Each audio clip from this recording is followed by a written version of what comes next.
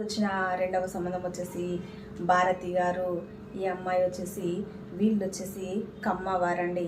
అమ్మాయికి విడాకులు. ఈరోజు వచ్చిన రెండవ సంబంధం వచ్చేసి భారతి గారు. కులం వచ్చేసి కమ్మ. ఈవిడ ఏజ్ వచ్చేసి 43 సంవత్సరాలు. ఒక కూతురు ఉంది, కూతురికి కూడా పెళ్లి చేసేసింది భారతి గారు. ఈవిడ ఉండేది వచ్చేసి తెనాలిలో ఉంటారు. తెనాలిలో ఆంధ్రాలో ఉంటారు. అమ్మాయికి హైట్ వచ్చేసి 5.7 ఉంటుంది.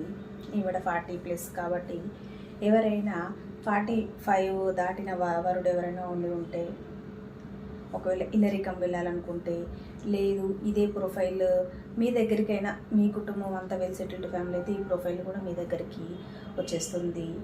అండ్ ఈ అమ్మాయి కూతురుకి మ్యారేజ్ అయిపోయింది, భర్తతో విడాకులు అయిపోయింది. ఈవిడ వెల్ సెటిల్డ్ ఫ్యామిలీ. ఎవరైనా కమ్మ వాళ్ళు ఉంటే 45-50 ఇయర్స్ లోపు వారు మా కాంటాక్ట్ నెంబర్లకి కాల్ చేయండి. సుహాసిని గారు వయసు వచ్చేసి 42 సంవత్సరాలు.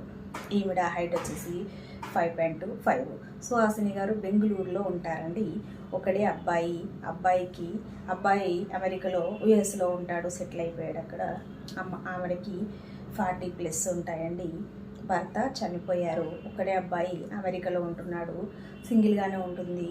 ఆవిడ వచ్చేసి విశాఖపట్నం, వాళ్ళ కుటుంబ సభ్యులు మొత్తం విశాఖపట్నంలోనే ఉంటారు. ఈవిడ బెంగళూరులో ఉంటారండి, బిజినెస్ చేస్తుంది సుహాసిని గారు.